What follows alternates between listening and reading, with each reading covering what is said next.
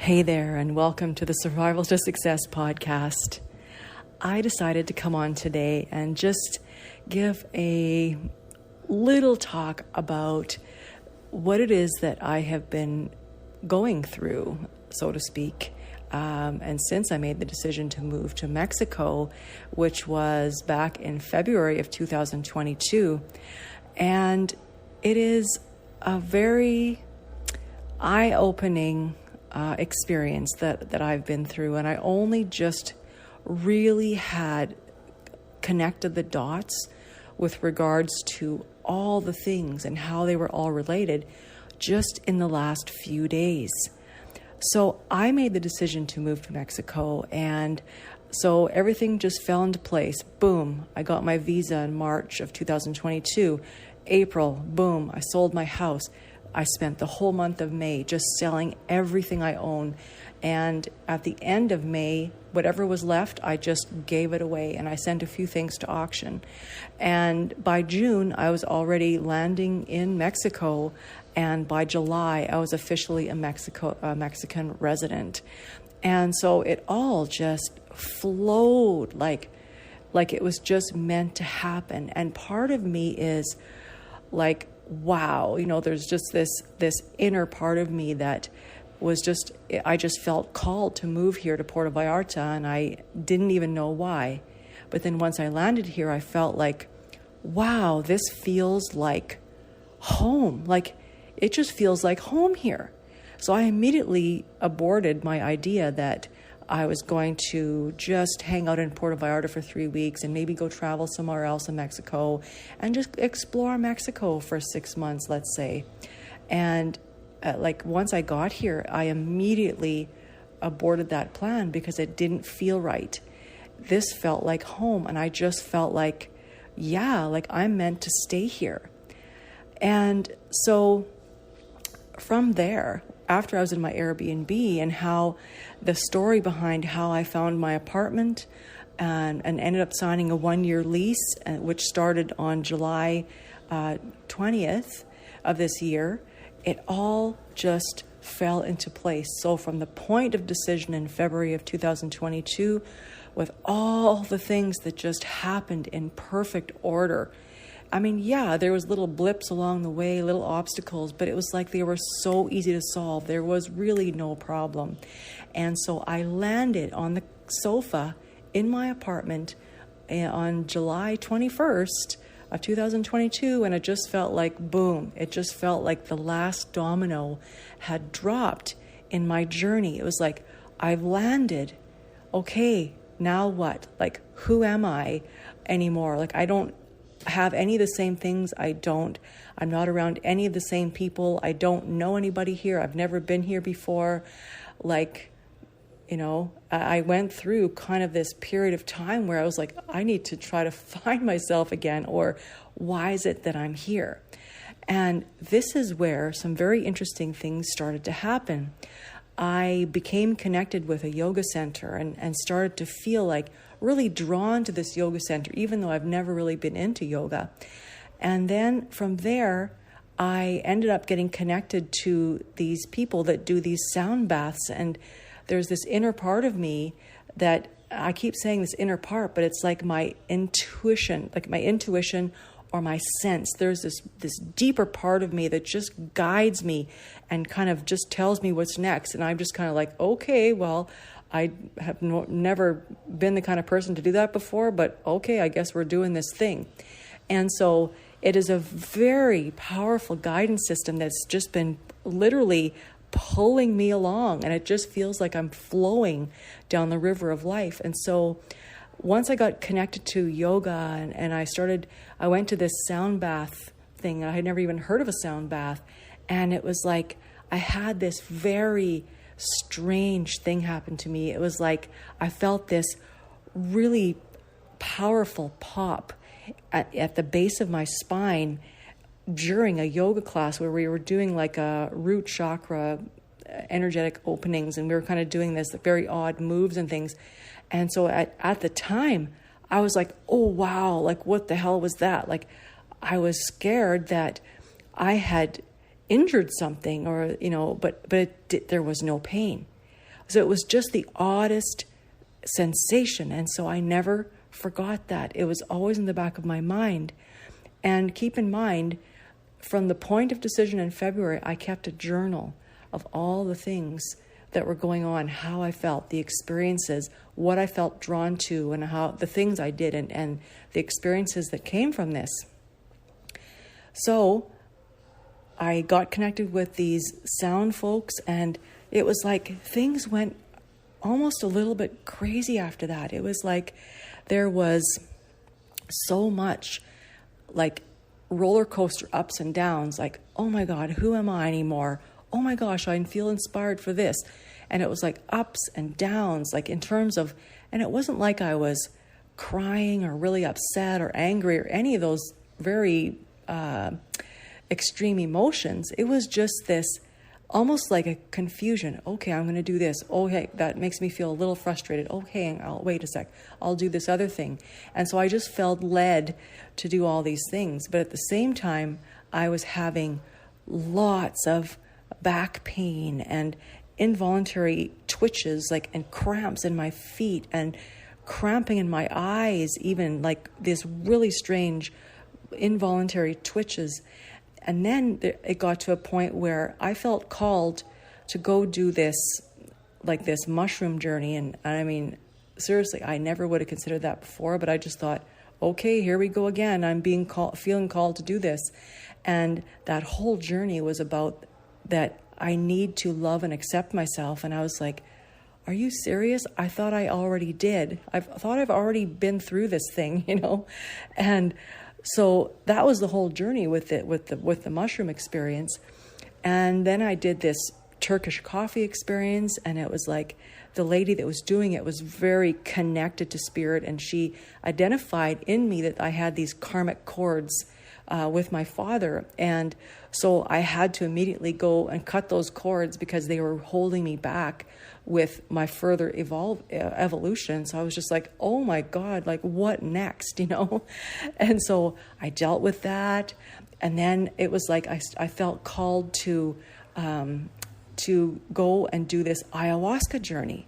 And I'm thinking to myself, like, oh my goodness, I don't really know anything about ayahuasca. So I started researching it, and I truly felt scared because most people vomit, and it's a very purging energy, and it really points out all the shit that you're not willing to face, and it's, it sounded quite harsh, but then this part of me was like, no, girl, this is what you're in for next. You got to do this thing. And so I was just like, oh my God. So then I learned that I had to do this detox, or this preparation for the journey, because if you don't, it actually takes away from your experience.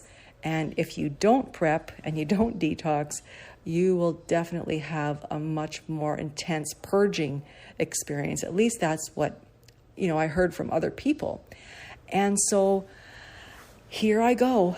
I'm on this journey. I had to get rid of coffee and alcohol and sugar, and I had to go vegan. And keep in mind, I grew up on the farm. So, man, red meat and pork, and I mean, all what I consider to be like the good foods, I had to give all that up.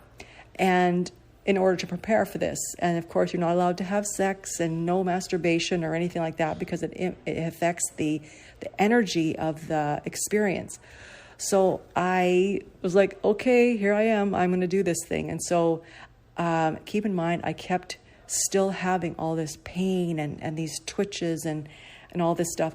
And then as I was doing my detox and a little bit of microdosing with the ayahuasca, I had this incredibly intense experience where my whole body was like it was on fire. It was like I had fire in my body from head to toe. It was like my whole spine was just so hot. It felt like it was under so much pressure and so much pain. I had pain from the top of my head all the way to the tip of my toes, and it felt like every breath I took felt like I was a fire-breathing dragon. It was just like that. The air coming out of me was just hot, and even like my temples were just like on fire. Like I could barely even touch my face, and this went on. Like I had it very mild for a few days, and then it got so severe that I ended up having just like this, I had a high fever, and I was actually in bed for 2 or 3 days. And it was so intense. And then when that finally started to ease off, I still had a low grade temperature, and I still felt like I was breathing, and never mind just breathing fire, I was peeing fire too. So it's just like, if I just think about the roller coaster of the physical and the emotional and the spiritual energies was just so incredible. And so I tell you all of this because post ayahuasca, so I'm not going to really get into the details of the ayahuasca, which was overall a good experience. But after the ayahuasca, I was extremely tired. And then I got to a point where I woke up about 4 days later, and I felt like nothing. I felt like nothing and no one. I had no emotions. I had no feelings. I had no positive feelings. I had no negative feelings. I just felt like nothing. And so I was just kind of shrugging my shoulders like, I don't know, this is maybe part of it. I don't even know what this is. And so I just went with it, and I just slept a lot. And I felt like if I'm nothing, I may as well just go to sleep, because I am not motivated. I don't feel bad. I just don't feel like I have any passion or excitement or anything for anything. And so I thought I may as well just go to bed, because, there's nothing that I really want to do. So this went on for 3 or 4 days, and I had this sudden awakening after a nap one day where I realized, like, all these dots started to connect, that everything that happened from the point of when I was in yoga and I felt that pop in my below my spine, and how everything just went like crazy after that. And I was making all these decisions I normally would not have done as a human, and making all these decisions to do like mushrooms and ayahuasca and all this stuff. And I realized every experience, all the ups and downs, all the emotional and physical, like all the symptoms I was having, was all part of one big awakening.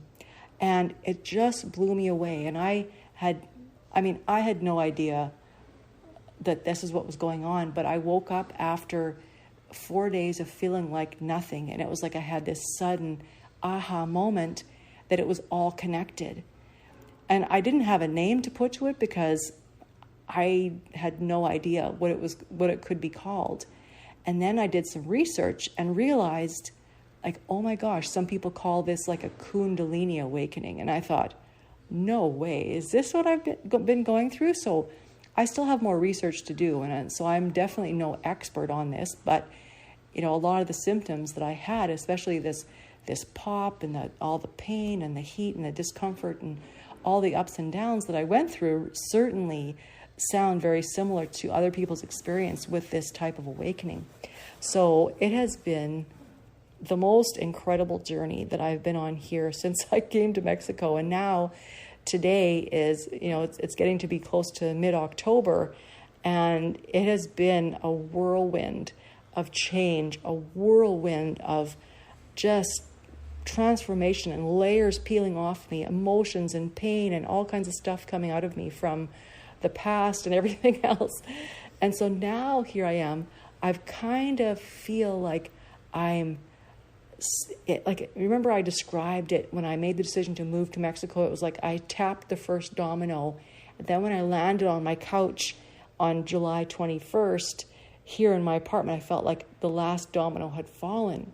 But then it was like once I stepped into this new life, it was like I tapped another domino, and I was just going through this very intense period of deep spiritual awakening. And in the process, I totally feel like I have entirely lost who I used to be.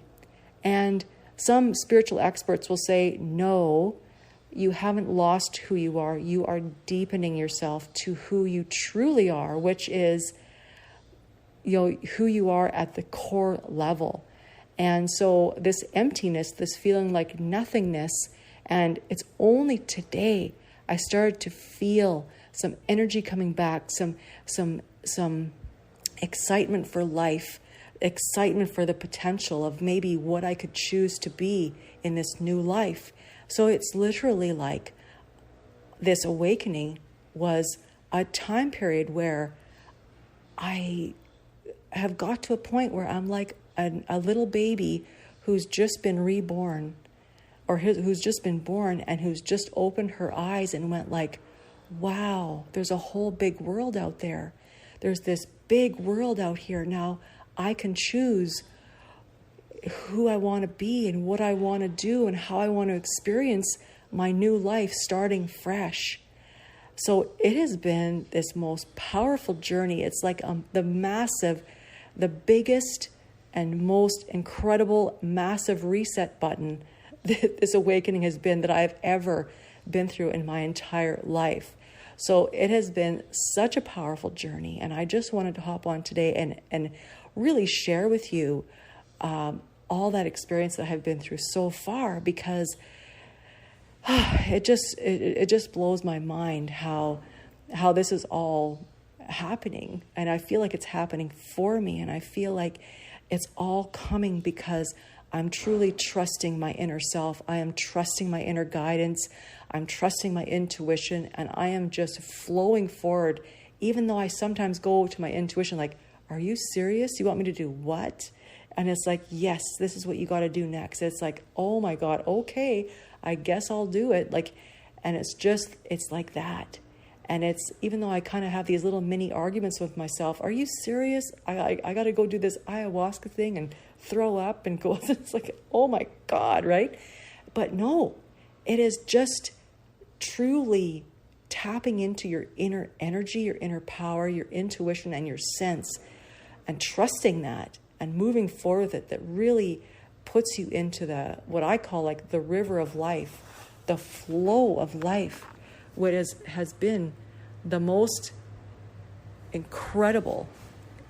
I mean, it has been messy and has been painful. It has been difficult, but it has been the most incredible experience in my life. And I have this feeling inside of me that it's only going to lead me to more of the same. And I don't even know what that looks like, but I have this feeling inside of me that it's just going to continue to move forward in the most incredible way. So this is just the beginning of me sharing my journey with you, but I just felt called to just hop on here and just talk about it. And if you have any questions, or if you are interested in, or if you feel like you're in the middle of some kind of strange thing and you just want to talk, feel free to DM me on my Facebook page or Instagram. And yeah, for sure, we'll continue this conversation, because it is the most, like I say, it's difficult, but it's at the same time, it's the most magical thing I've ever experienced. So let's stay in touch. Feel free to reach out to me, message me anytime. And I thank you so much for listening, and I will see you on the next episode. Thank you for listening to this entire podcast. If you found value, please share the podcast with your friends and family. Also, if you could do a positive review of this podcast on your favorite platform, this will help me to be able to reach more people. If you have any questions, or you want to work with me as a transformational hypnotherapist, please email me at support@dianegudmundson.com. To find out more information about me, you may have a look at my website at dianegudmundson.com, or I'm also at survival2success.ca. Thank you again for listening, and I will see you on the next episode.